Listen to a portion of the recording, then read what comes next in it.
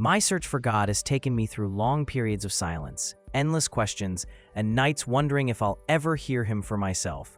But if I want this to be a true and honest search, I can't sit in the silence forever. I need to keep looking, peering into the places where I might find Him. If God is truly speaking, then the best place to look is among the people who have a dialogue with Him, with those who have heard Him. To see what they found, how it's changed them, and whether there's something for me to learn from their stories. One of the first people I met who claimed to hear God's voice was a woman whose life had fallen apart. Her husband left her. She had no kids, little money, and had started drinking more than she should. She told me life had become so overwhelming, she wasn't sure she wanted to keep going. In her desperation, she walked into a church, dropped to her knees, and began to pray. She said she didn't expect much. She had prayed before, and nothing ever felt different. But this time, at her lowest, she felt she had nothing left to lose. And then it happened. She told me she heard a voice say to her, "How can I help you?" She said it was so clear, so powerful, she couldn't mistake it. She closed her eyes and poured out her heart. The voice, which she believed was God Himself, told her He would see her through it. From that moment on, she began to live her life differently. She told me she now speaks with Him daily, asking advice, seeking direction, and trusting the answers she receives. She said she's never regretted following what she hears. Her life turned around completely. And when I asked if she ever thought about making decisions without consulting God, she just smiled at me and said, "Why would I?" Hearing her story, I couldn't help but wonder, had she really touched heaven, or had her desperation created a voice her heart needed to hear? Either way, her life was transformed and for the better. That woman's story is dramatic, almost cinematic, but not everyone describes such direct encounters. Some speak of impressions, nudges, or events that line up so perfectly they can't call them coincidence. One of my coworkers once asked me if I was spiritual. I think he was really asking if I was religious. I told him I wasn't sure what to call myself, but I believe something greater created this world. He nodded and said matter-of-factly, "I talk to God all the time." It wasn't flashy. He didn't sound like a preacher or a salesman. It was just part of his life, the way you'd mention going to the store. So I asked him, "Does God give you the things you ask for?" He smiled and said, "In His way." Out of curiosity, I asked him what he meant by that. Then he told me he had a neighbor he didn't get along with, and he prayed about it. Not long after, he noticed a huge wasp's nest outside his window. His neighbor came outside too, staring at the same problem. For the first time, they locked eyes and realized they needed to work together. They did, and from that moment on, they became close friends. He looked at me and said, "God works in ways I never expect, but He's doing it." It wasn't thunder and lightning, but it was still real to him. God's presence hidden in something as ordinary as a wasp nest. The more I listen to these stories, the more I see a pattern. Whether or not you believe their experiences, they shape lives.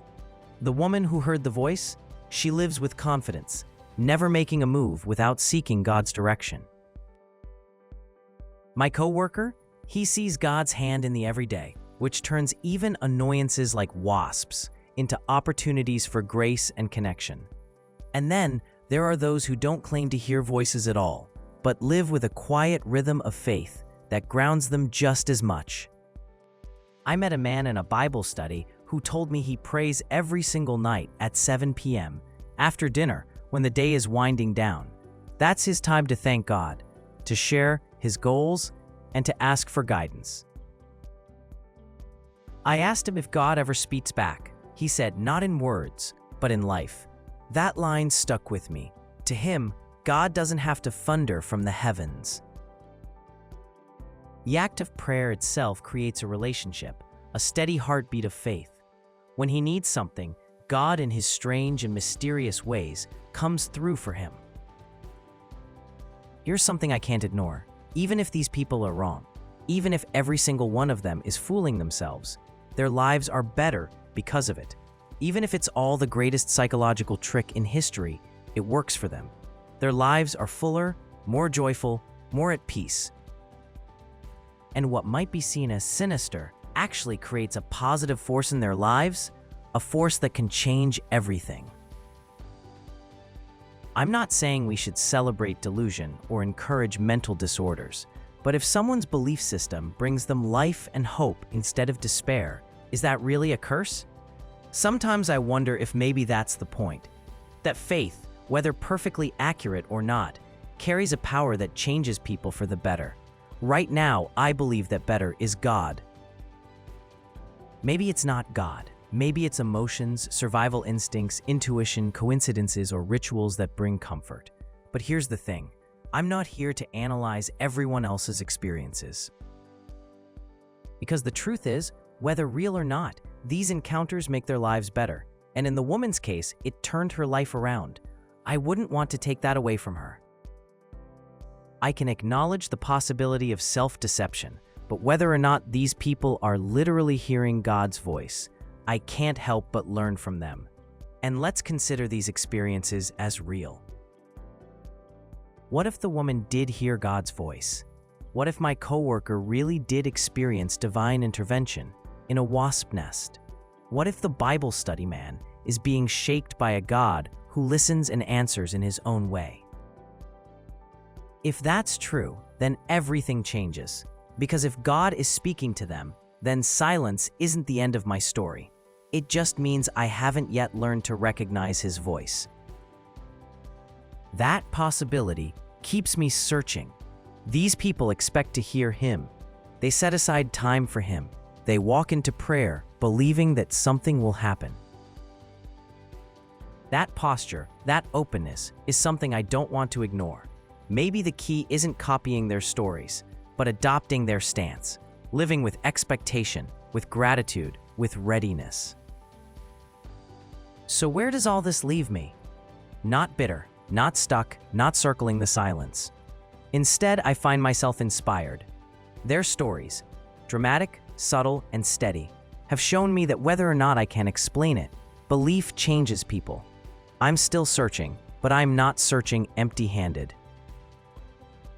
I carry their testimonies with me, a woman lifted out of despair by a voice that gave her hope, a coworker who found friendship through wasps, and a man who prays every night at 7 p.m., content to let God speak through his life instead of through words.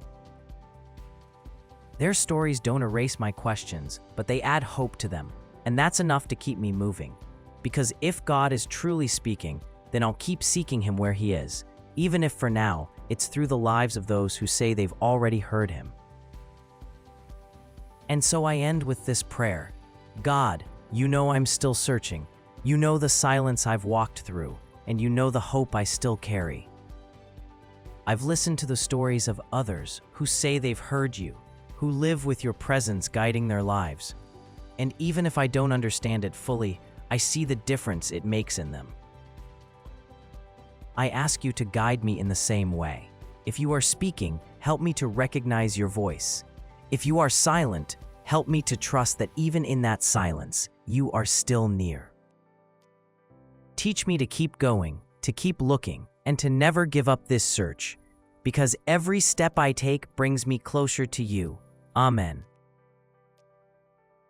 If you're enjoying my journey into finding God, please be sure to hit the like and subscribe buttons so I can continue to bring you more details of my exploration. Thank you.